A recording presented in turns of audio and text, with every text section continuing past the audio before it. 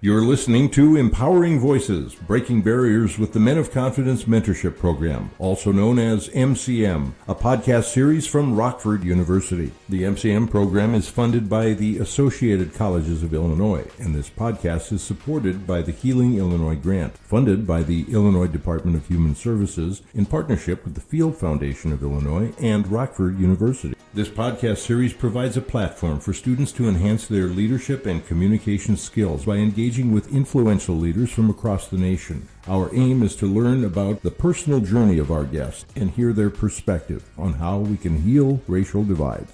Today, freshman business management major Jason Stanfield interviews NFL Hall of Fame member and former linebacker for the Chicago Bears, Mike Singletary. Known for his exceptional contributions to the game of football and his leadership, discipline, and perseverance, Mr. Singletary will share insights on his career and join us in a conversation about healing racial divides. How you doing, Mike? Hello, how you doing? Very honored to be here. Thank you. Okay, so to start off with this podcast, I just wanted to ask you, what's your backstory? What's the story behind Mike Singletary? The story behind Mike Singletary, I'm the last of 10 kids, grew up in Houston, Texas. My father was a Pentecostal pastor. My dad divorced my mom when I was 12 years old. I was a young kid at 12 years old trying to figure it out, being the last of 10 kids. No one expected a whole lot, and my brother moved back home after my dad left, and he was trying to help out financially, and 6 months later he was killed in an automobile accident. So with my dad leaving at 12, when I was 12, and then my brother dying 6 months later, it really made me take a step back and think, where am I going? Mm-hmm. What just happened to me? Mm-hmm. And so it took me a while to really think about, what do I do with my life now? I'm not really sure if this God thing is really true, mm-hmm. Because how could this happen to me? Right. And so my mom challenged me at that time and basically said, hey, I know this is really hard for you. And but when life gets hard, you got to get hard, and you got to get up off the ground, dust yourself off, get back in the ring and start swinging. Mm-hmm. And she challenged me and asked me if I could become the man around the house. And I thought to myself, man of the house. I mean, I went, my dad was the man of the house, then my brother was the man of the house. They're both gone, and here I am. Mm-hmm. I got to be the man of the house. But I something happened in that question. I took ownership, and I looked at my mom, and I said, I can do that. And at that point, I walked in my room, got out a sheet of paper, and began to write out my vision statement. Mm-hmm. So what did this vision statement consist of? Well, the vision statement read like this.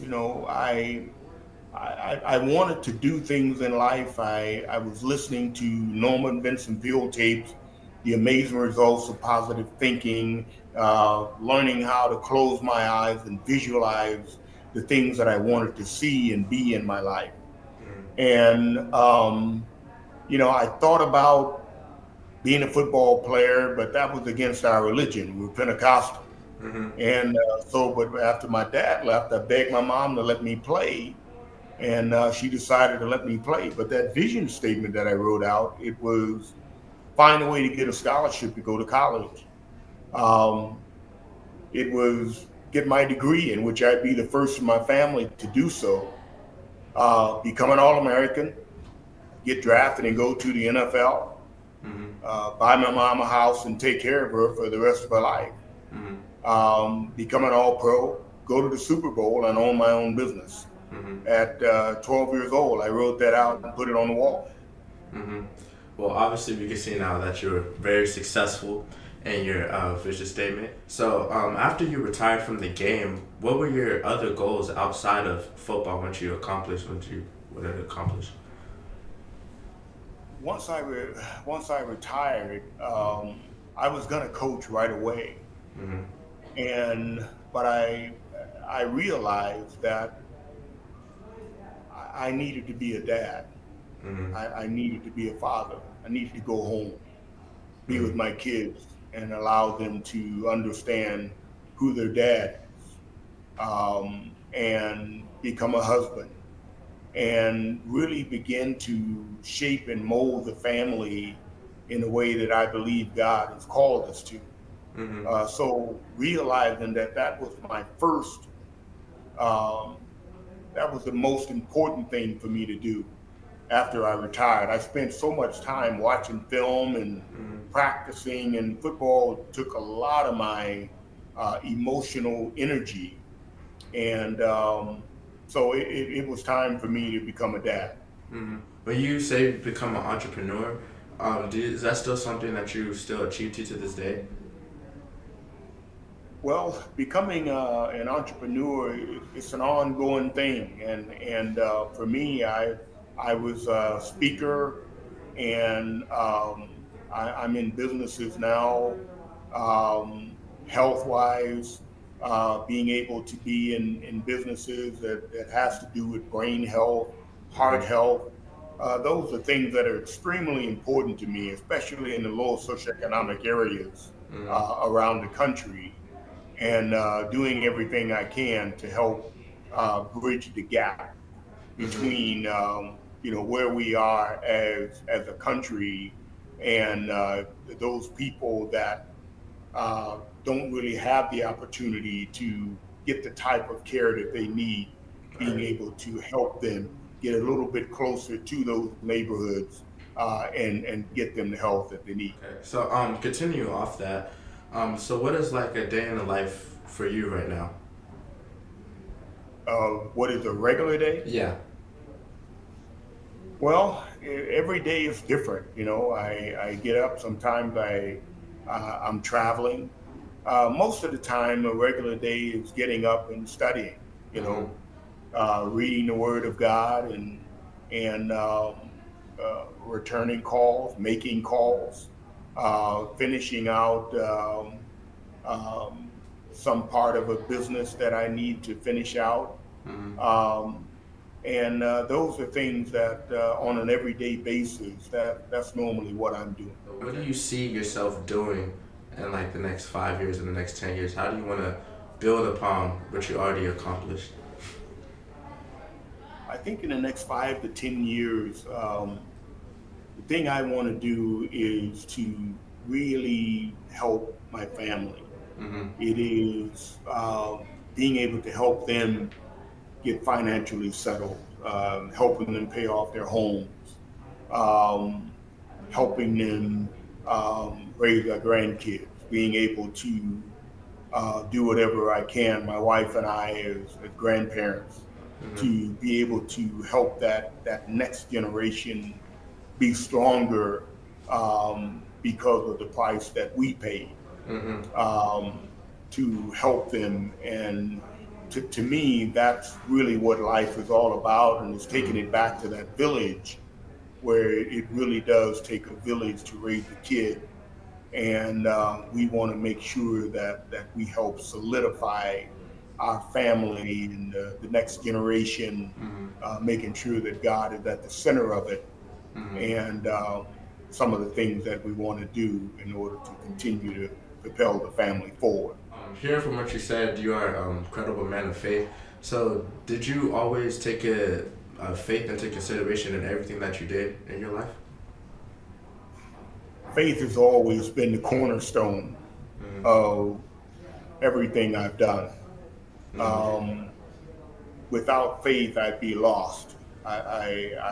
Faith has been my foundation. That was the thing that my mother taught me very early on. When I was born, I was very sickly as a kid, Mm-hmm. respiratory issues and things like that for the first 6 or 7 years of my life. Mm-hmm. So, mom took a lot of time to build into me and pray for me, and really help me understand who I was Mm-hmm. in Christ.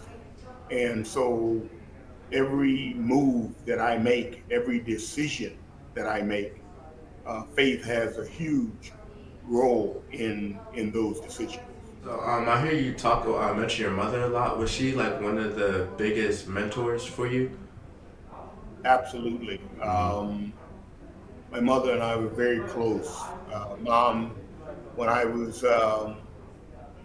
10, 11, 12, on up till the day I left home, mom and I spent hours together Mm-hmm. every day, just talking about life, Mm-hmm. talking about the highs and lows of life and how things transpire and how God works and how some days you're up, some days you're down, and you Mm-hmm. just got to get up and keep swinging. You just got to Right. keep fighting for the things that you believe God has called you to in life.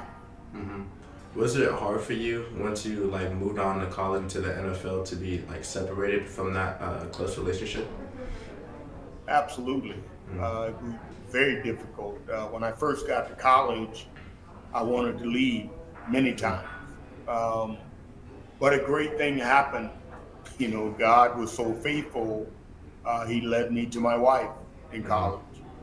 And my wife was instrumental in being by me, standing by me in difficult times and helping me um, be able to have someone in my life that could help me, could really speak a soft word to me when I needed it, Mm-hmm. speak truth to me when I needed it, Mm-hmm. when I wanted an excuse. Right. So yes, absolutely. Just to tie into the healing racial divide thing, I heard you mention that a lot of your work that you did was in underserved communities. So I just wanted to get your thoughts upon like healing that barrier between races. Building the bridge. Yeah. I think when I look at life, life goes by so fast, and we start out when we're young, and there's so many things we want to do and achieve, and we're wondering why it hasn't been done. The reason most things haven't been done is because they're hard. Mm-hmm. They're hard to do, and it's not just because we're not trying.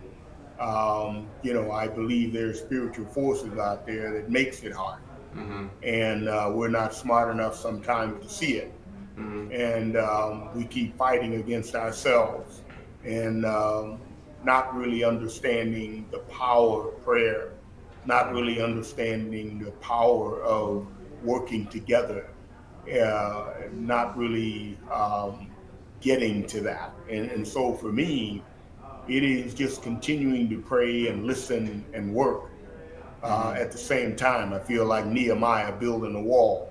Mm-hmm. You're working, you're praying, and you're fighting at the same time. Right. Um, and that's really what it's like. Have you ever experienced the consequences of racial division in your life?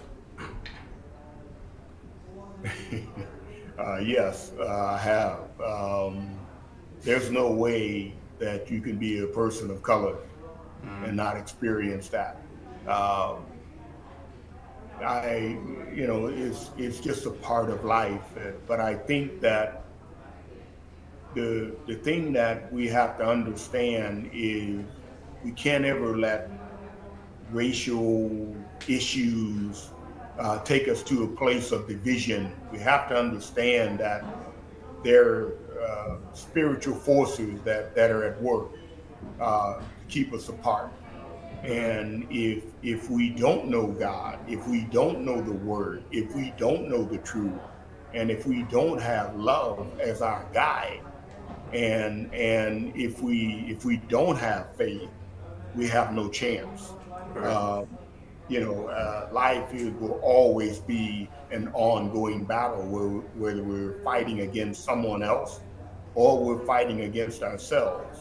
Um, if we don't have God, we are going to war without a sword. Mm-hmm.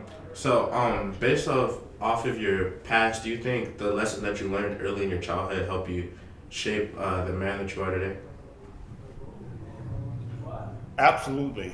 Um, every decision that I make, as we go through life, you as a young man, making decisions, every decision you make is building off the last decision you made.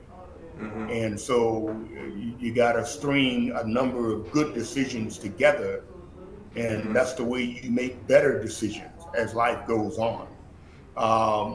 No one gets it right all the time. But the most important thing is when we make mistakes, when we feel frustrated, when we feel like we're not on the right track, it's a good thing to take a step back, breathe, and understand, you know what? God is still here. He is still leading me in the right direction. He is still guiding my path. He is still the light for me. And so, as long as we remember that and just don't get in the rut of thinking that all of life is bad, everything is bad, woe is me. Once you get to that place, then you begin to um, mitigate your own success, and you become limited mentally and physically. You become socially distraught. You begin to surround yourself with the wrong people.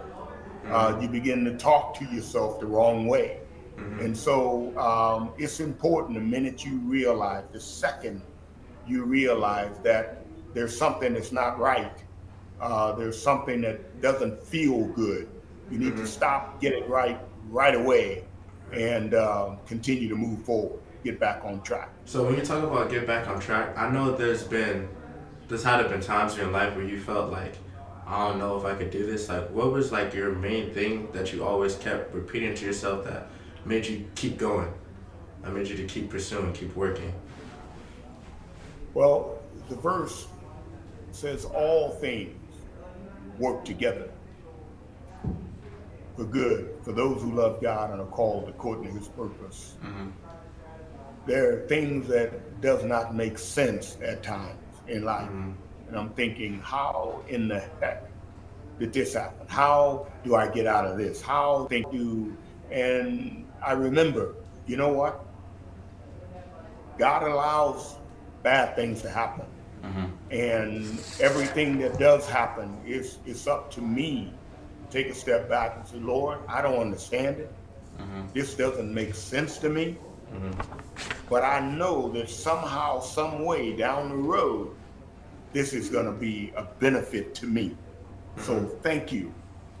Thank you for this. I said that with tears in my eyes. Thank you for this pain. Because somehow, some way, you're going to use this to propel me to a place that I couldn't go without. Okay, that's really, really deep. So I heard you mentioning before that you're sort of a family man.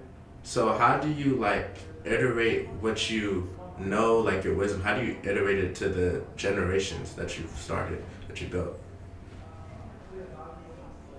Well, I think the first thing with being a family man is realizing that my wife and I are one, and we are one with Christ. That's a hard team to defeat, and so making sure that the Word of God is always in the middle of our family. It's always in the middle of what we do. Staying on track, knowing that the decisions that we make today, we got to get them right. We got to make sure that love stays the foundation of our family, stays the foundation of our marriage, and our kids when they have difficult times, grandkids, all those things. It all works together. Yeah. But just making sure that love is the knitting or the yarn that we use to continue to knit it together. Because sometimes life, you just got to patch it up and you got to keep going until you have time to get it right. So what's the difference between like being a player and a coach? Like, what's the biggest difference for you? Biggest difference between being a player and a coach is when you're a player, you're in the mix. You go in the locker room and you can go in there and you can grab a guy by the throat and say, hey, this is the way we're doing it. This is what's happening.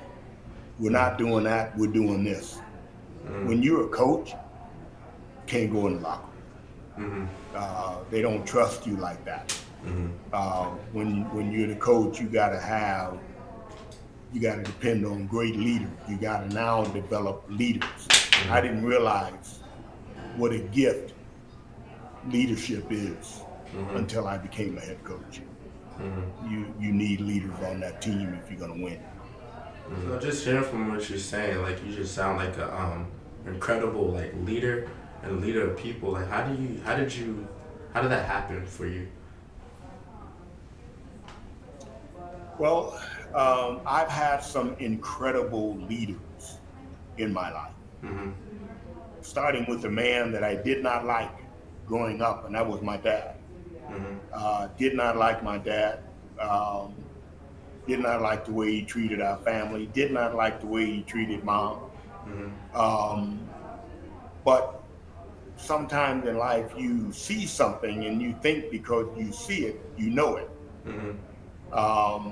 You don't really know it until you understand it. But later on in life, when I went back to my father and sat down and I was going to tell him how angry I was at him and how messed up everything that he did was so bad. I was just going to tell him about himself from his youngest son.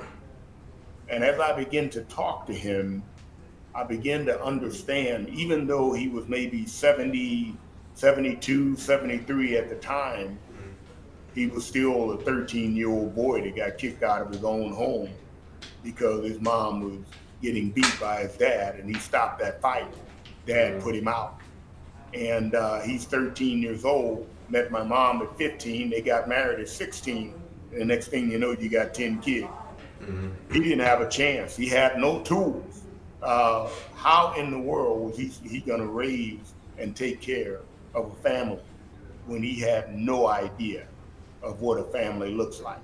And that's what we're trying to do in America. That's why we have the problem that we have, because we don't understand that we don't have the tools. And all the hurt that we're packing, all the hurt that we don't know how to ask for forgiveness. We don't know how to forgive somebody else, and we just continue to hurt each other. And that's the tough thing that we're dealing with in our country right today. To get a little bit off track here, I know that you played for the Bears for 11 years and won a Super Bowl with them, but I just have to ask, like, who do you think was the best player that you ever played with? The best player I ever played with? Yeah. Oh, that's easy. That's Walter Payton. Walter. Okay, I was just interested because I know you played on like one of the best defenses of all time, one of the best coaches. Like, out of everybody, it would be Walter for you. I'm sorry, say that again. I said I know you played on like one of the best defenses of all time, one of the best coaches, and after everybody, you still choose Walter. Oh yeah, it's easy because don't get me wrong. We had great players, crazy guys. Walter was crazy too. I mean, we were all crazy. But the thing about Walter is he was such a unique individual. He was just a great player, a great person.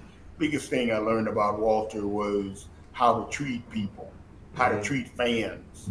I don't think I ever saw him tell a fan no, signing an autograph.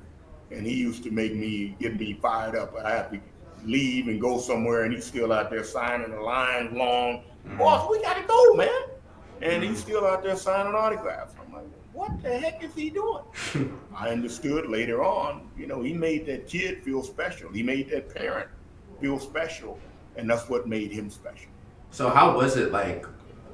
What do you say was like the biggest difference between the game that you played and like the game that like we play now? the physicality. It's a good thing to do. It's trying to make the game more safe. Sometimes they go a little overboard or a lot overboard, depending on who it is. If it's the quarterback, they go way overboard.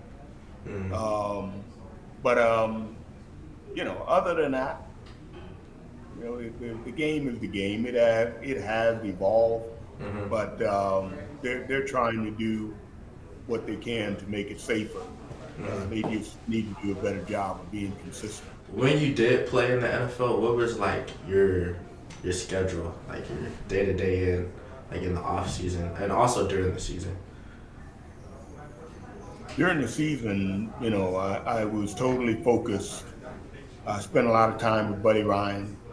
Watched a lot of film at home. Was virtually kind of out of it. I was just watching film, studying, trying to find the edge, trying to find the keys. That was the thing I did during the season. During the off season, really regimented schedule, working out, trying to find the best people that I could to help me stay healthy and learn how to train my body. So eat right, walk right, think right, all those things. So yeah. Do you think that was the thing that separated you? Was just the knowledge of the game, or was it more of like your physicality or your intensity? No, it wasn't. It was a great combination. Buddy Ryan said, football is 90% mental and 10% physical. I disagree with that to a degree. I think football is about 75% mental, and the rest is physical. But that mental is every bit of that 75%. A lot of guys aren't willing to study, don't even know that you need to study that much. Sometimes you look at something and you go, hey, I got it, I know what I'm doing. But when you're looking at film and you are able to put that film on and can begin to say every time the next play gets ready to start, this is what they're getting ready to run before the film shows it, that's when you know what you're doing. So I gotta ask, everybody knows you for your obviously your football skill, your accomplishments, all the All-Pros, Defensive Player of the Years, but what do you want to be remembered most for? What did I want to be prepared most for? Remembered. Remembered, yeah.